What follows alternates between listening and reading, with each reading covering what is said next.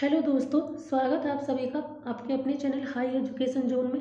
और आज मैं आपके लिए व्याकरण की वीडियो लेकर आई हूँ, हिंदी व्याकरण की। कुछ बच्चे बोल रहे हैं कि मैम हिंदी व्याकरण जो है टॉपिक वाइज करवा दो, कुछ बोल रहे हैं कि मैम पहले प्रीवियस ईयर के क्वेश्चन करवा दो, जो प्रीवियस एचएसएससी के जो प्रीवियस ईयर के एग्जाम हुए उनमें जो पूछे गए हैं। तो इस वीडियो में तो मैंने वही क्वेश्चन डाले हैं जो प्रीवियस ईयर के जो एचएसएससी के एग्जाम उनमें जो क्वेश्चन पूछे गए थे, मैंने इसमें वही ऐड किए हैं। लेकिन अगर आपको टॉपिक वाइज हिंदी की व्याकरण पढ़नी है, लिटरेचर पढ़ना है, तो वो आपको मेरे चैनल पे मिलेगा। डिस्क्रिप्शन बॉक्स में आपको मेरे चैनल का लिंक मिलेगा रीना मलिक नाम से, तो उसको आप सब्सक्राइब कर लो और शेयर भी करना।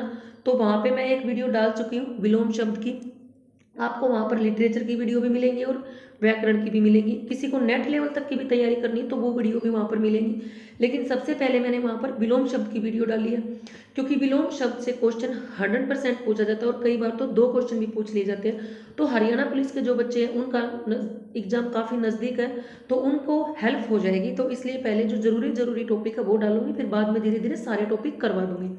और इस चैनल पे मैं हिंदी व्याकरण की वीडियो इसलिए नहीं डाल पाऊंगी क्योंकि यहाँ पर मैं इंडिया जीके की भी वीडियो डालती हूँ, कंप्यूटर की भी डाल रही हूँ, इकोनॉमिक्स की भी डालूंगी, करंट की भी डालूंगी। तो ना फिर वीडियो मिक्स हो जाएगी, एक खिचड़ी सी बन जाएगी। इसलिए आपको हिंदी की सारी चीज़ें, व्याकरण आपकी और लिटरेचर आपको मेरे चैनल पे मिलेगा। तो ये वीडियो देखने के बाद आप मेरे चैनल को सब्सक्राइब करके वहाँ पर वीडियो देखना, क्योंकि एक वीडियो मैंने वहाँ पर डाल दी है। तो चलिए स्टार्ट करेंगे फर्स्ट क्वेश्चन से। जिन को निर्बाध गति से बोला जाता है वह क्या होते हैं? तो राइट ऑप्शन हमारा सी हो जाएगा, वो सवर होते हैं। ये क्वेश्चन अभी जो एचएसएससी का ग्राम सचिव का एग्जाम हुआ था उसमें पूछा गया था। सवर की परिभाषा सब बच्चे जानते हैं, लेकिन यहाँ पर उसने ना अर्थ चेंज कर दिया जिससे सभी बच्चे दुखी हो गए कि निर्बाध क्या होता है। जिनका सब्जेक्ट नहीं उन बच्चों को तो समझ में नहीं आया और उनका क्वेश्चन गलत हो गया। तो निर्बाध का अर्थ होता है बिना बाधा के। बिना बाधा के क्या होता है? बिना बाधा के, यानी कि जो बिना बाधा के बोले जाए। यानी कि सवर जो आपने उसकी डेफिनेशन पढ़ी होगी, जो बिना किसी सहारे के बोले जाते हैं, बिना किसी अवरोध के, बिना किसी बाधा के, बिना किसी रुकावट के जो बोले जाते हैं वो क्या होते हैं? सवर। अब जिसको इसका अर्थ पता था ना कि निर्बाध का अर्थ क्या होता है, बिना बाधा के, यानी कि जो बिना अवरोध के बोला जाए, तो जिसको इसका अर्थ पता था ना उसका एक क्वेश्चन ठीक हो गया था, क्योंकि व्यंजन तो आपको पता है सवरों की सहायता से बोले जाते हैं। तो राइट ऑप्शन हमारा सी हो जाएगा, सवर। नेक्स्ट क्वेश्चन है, इनमें से तद्भव शब्द बताओ। तो राइट ऑप्शन हमारा ए हो जाएगा, पत्थर। पत्थर हमारा राइट ऑप्शन रहेगा। अब तद्भव शब्द किसे कहते हैं? तो जो हिंदी के शब्द होते हैं और जो संस्कृत के शब्द होते हैं उन्हें हम क्या कहते हैं? तत्सम शब्द कहते हैं। उनको क्या कहते हैं? तत्सम शब्द कहते हैं। तो पत्थर है ना, एक तद्भव शब्द है और इसका तत्सम अगर पूछ लिया जाए तो वो होगा प्रस्तर। पत्थर को संस्कृत भाषा में क्या कहेंगे? प्रस्तर। हिंदी में कहेंगे पत्थर। नेक्स्ट, और यहाँ पे और भी आपके कई क्वेश्चन बनते हैं, जैसे इक्षु है। इक्षु शब्द तद्भव है या तत्सम है, ये भी पूछा जा सकता है। तो इक्षु शब्द तत्सम है क्योंकि ये संस्कृत का शब्द है। इसका तद्भव क्या होगा? तो इसका तद्भव होगा ईख। सीएचएसएल के एग्जाम में पूछा गया था भाई ये क्वेश्चन। विवाह भी रिपीटेड क्वेश्चन है हरियाणा में, ये पूछा जाता है कि विवाह शब्द तत्सम है या फिर तद्भव है। तो विवाह शब्द तत्सम है, लेकिन कुछ बच्चे इसको तद्भव लगा के आते हैं, जबकि विवाह शब्द संस्कृत का शब्द है, यानी कि तत्सम शब्द है। मेरा गला खराब है उसके लिए सॉरी। और विवाह का तद्भव पूछ लिया जाए तो वो होगा ब्याह है। क्या होगा? ब्याह है। ये इसका तद्भव रूप है। शाक शब्द भी रिपीटेड क्वेश्चन है हरियाणा में। शाक जो एक तत्सम शब्द है और अगर शाक का तद्भव पूछ लिया जाए तो वो हो जाएगा साग। साग यानी कि जो सब्जी होती है आपकी। नेक्स्ट क्वेश्चन है, इनमें से व्यक्तिवाचक संज्ञा का चयन करें। तो राइट ऑप्शन हमारा डी हो जाएगा, सचिन। व्यक्तिवाचक संज्ञा सचिन है, जबकि पर्वत, लड़का, आम जो है जातिवाचक संज्ञा है। अब कुछ टीचर बताते हैं कि आम व्यक्तिवाचक संज्ञा, जो कि गलत है। आम जो है ना वो जातिवाचक संज्ञा है, क्योंकि आम जो है ना कई तरह के होते हैं, जैसे लंगड़ा आम होता है, चौसा आम होता है, आपका दुशहरी आम होता है, तो उसकी अलग अलग प्रजातियां होती हैं, तो इसलिए वो क्या हो गया? जातिवाचक शब्द होता है। लेकिन हिंदी में एक अपवाद के रूप में इसको कई बार व्यक्तिवाचक संज्ञा माना जाता है, लेकिन वो क्वेश्चन की सेंस के अनुसार माना जाता है, ऐसे नहीं माना जाता। जैसे मैं पहले भी आपको कई बार बताती हूँ कि कई बार हमें क्वेश्चन की सेंस देखकर आंसर लगाना पड़ता है। तो जैसे अभी अगले क्वेश्चन में मैं आपकी कंफ्यूजन दूर हो जाएगी। जैसे इनमें से कौन सा शब्द व्यक्तिवाचक है? तो राइट ऑप्शन हमारा डी हो जाएगा, क्योंकि शेर, नदी, यमुना, यमुना नहीं है भाई यहाँ पर, क्योंकि यमुना तो फिर व्यक्तिवाचक हो जाएगा। यमुना की जगह पर आप जैसे पर्वत कर लो यहाँ पर, तो पर्वत, शेर, नदी, ये तीनों क्या, ये तीनों तो जातिवाचक है, इनको तो हम बिल्कुल भी व्यक्तिवाचक में नहीं ला सकते। लेकिन आम यहाँ पर अब व्यक्तिवाचक संज्ञा माना गया। कई बार ना इस तरह से क्वेश्चन पूछा जाता है, तो ये हिंदी में अपवाद बोला जाता है इसको, जो कि डेफिनेशन से हटकर क्वेश्चन होता है, क्योंकि डेफिनेशन के हिसाब से ही तो हम आंसर लगाते हैं ना। आप देखो डेफिनेशन तो ये है कि आम जातिवाचक संज्ञा है, लेकिन यहाँ पर इसको व्यक्तिवाचक मान लिया गया, क्योंकि इस क्वेश्चन की सेंस देखी गई ना यहाँ पर, क्योंकि इन चीज़ों को तो हम बिल्कुल भी व्यक्तिवाचक में नहीं रख सकते, लेकिन आम को 1% हम रख सकते हैं। तो यहाँ पर अब आम आपका व्यक्तिवाचक संज्ञा होगा, लेकिन ये होता जातिवाचक है। अगर आपसे क्वेश्चन ये पूछ लिया जाए कि आम जातिवाचक है या व्यक्तिवाचक है या फिर भाववाचक है, फिर आपका आंसर बिल्कुल भी व्यक्तिवाचक नहीं होगा, फिर आपका आंसर जातिवाचक संज्ञा होगा। ये चीज़ मैं आपको बताना चाह रही थी।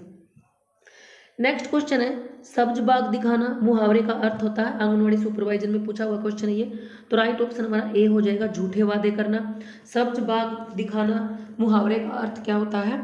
झूठे वादे करना। वादे की जगह आपको वायदे भी लिखा मिलता है, एक ही बात है। और एक बार हरियाणा में ये क्वेश्चन भी पूछ लिया गया था कि मुहावरे है ना वो किस भाषा का शब्द है? तो मुहावरे जो है ना वो अरबी भाषा का शब्द है। किस भाषा का शब्द है मुहावरे? अरबी भाषा का। नेक्स्ट क्वेश्चन है, दिए गए विकल्पों में से ऊर्ध्व शब्द के सही विलोम का चयन करो। ये क्वेश्चन आपका ग्राम सचिव में पूछा गया था, काफी टफ क्वेश्चन था। तो राइट ऑप्शन हमारा बी हो जाएगा, अध है। ऊर्ध्व शब्द का विलोम या फिर उल्टा क्या होगा? अध है।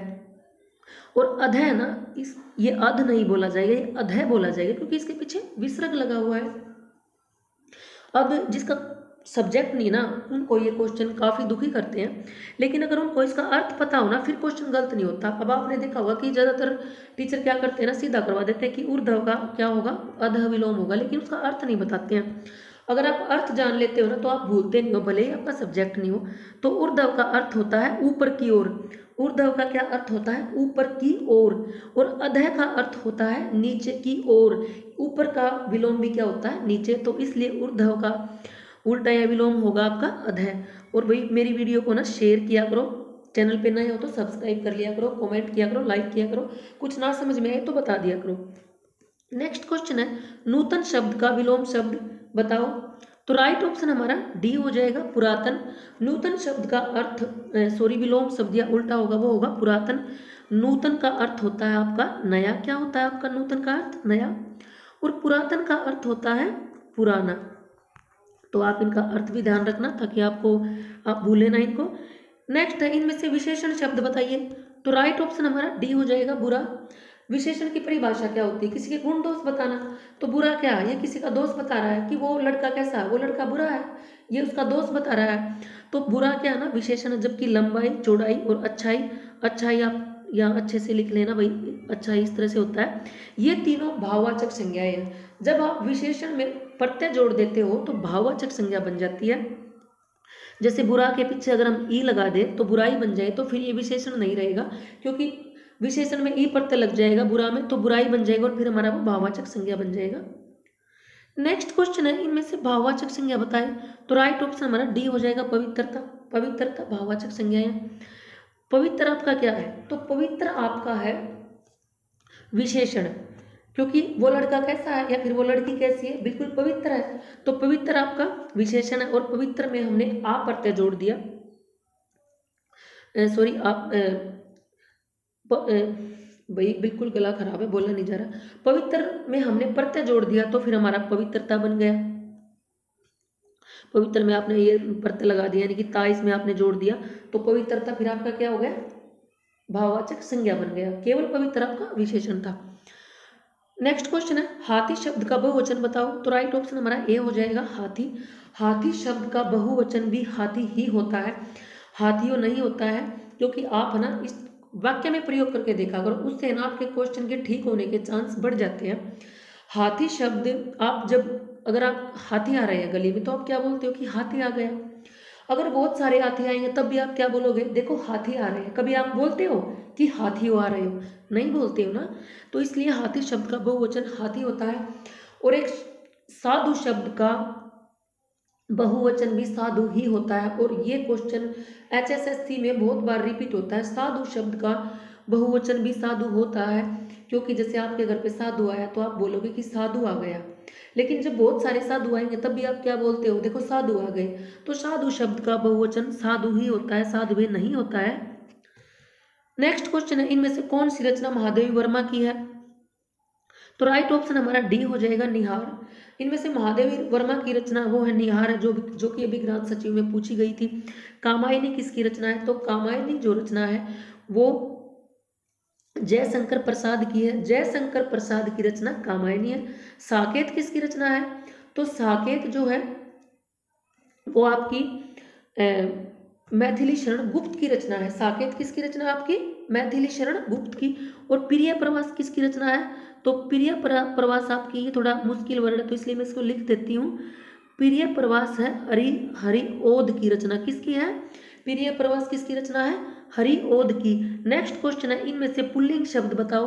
तो राइट ऑप्शन हमारा हो जाएगा वो ए हो जाएगा, दही। इनमें से पुल्लिंग शब्द दही है। कुछ बच्चे दही को स्त्रीलिंग मानते हैं, जो कि गलत है। आप वाक्य में प्रयोग करके देखो, दही कैसा है? दही खट्टा है। दही खट्टी नहीं होती, खट्टा होता है। तो दही हमारा पुल्लिंग है, काली और मीरा हमारे स्त्रीलिंग है। नेक्स्ट क्वेश्चन है, लिंग किस भाषा का शब्द है? तो राइट ऑप्शन हमारा बी हो जाएगा, संस्कृत। लिंग संस्कृत भाषा का शब्द है। HSSC में पूछा हुआ क्वेश्चन है। और यहाँ से क्वेश्चन ये भी बनता है, ये पूछा जाएगा आपसे कि लिंग तत्समय तद्भव है। तो लिंग आपका क्या हो जाएगा? फिर तत्सम हो जाएगा, क्योंकि मैंने आपको बताया था कि जो संस्कृत के शब्द होते हैं ना वो तत्सम होते हैं। अब लिंग संस्कृत भाषा का शब्द है तो वो अपने आप में तत्सम हो गया। नेक्स्ट है, कवि का पुल्लिंग शब्द बताओ। तो राइट ऑप्शन हमारा हो जाएगा बी।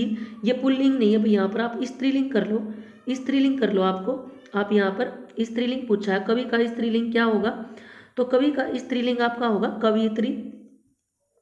और ये क्वेश्चन है ना पुल्लिंग, कवि का स्त्रीलिंग चाहे पूछे या ना पूछे, लेकिन है ना ये रिपीटेड क्वेश्चन है। वर्तनी में पूछा जाता है कवियत्री, कि कवियत्री का शुद्ध रूप बताओ।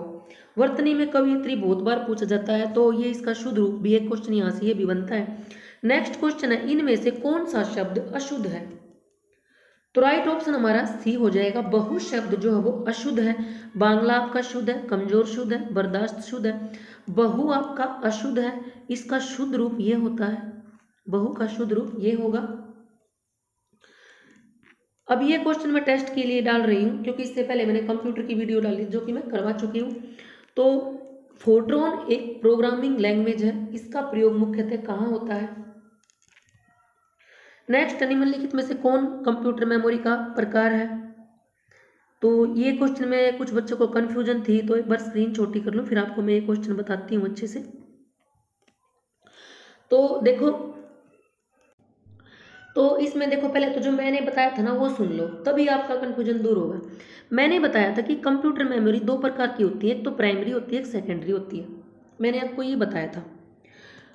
तो कुछ बच्चे बोल रहे हैं मैम जो रोम है ना और जो रैम है, देखो पहले मैंने बताया था कि जो दो प्रकार की मेमोरी होती है, प्राइमरी और सेकेंडरी।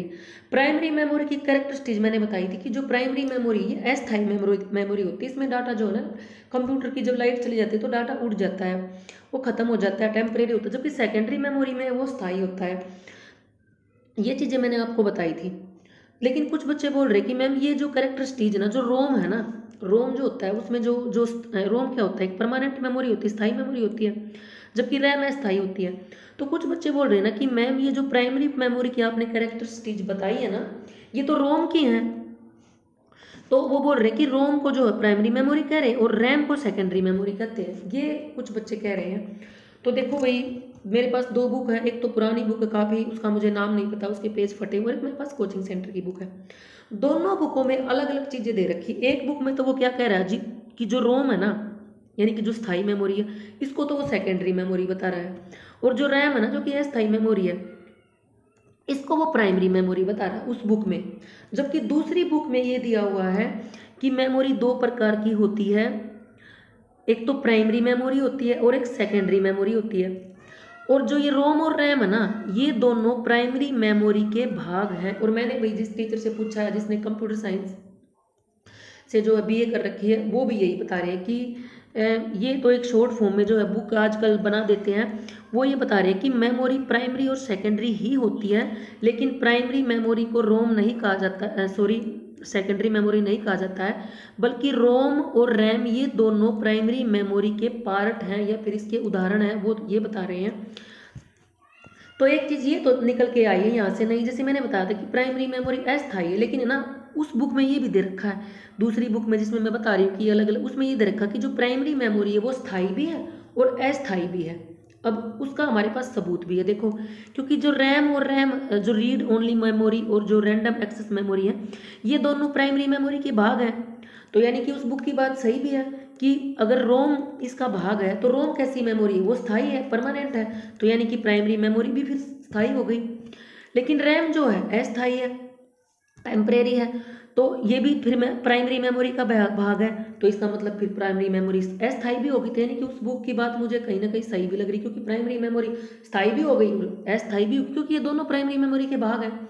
जबकि कुछ बुकों में ये जो रोम और रैम को ही जो है प्राइमरी और सेकेंडरी बोला जा रहा है, उनमें जो है रोम और रैम को प्राइमरी का भाग नहीं माना जा रहा है।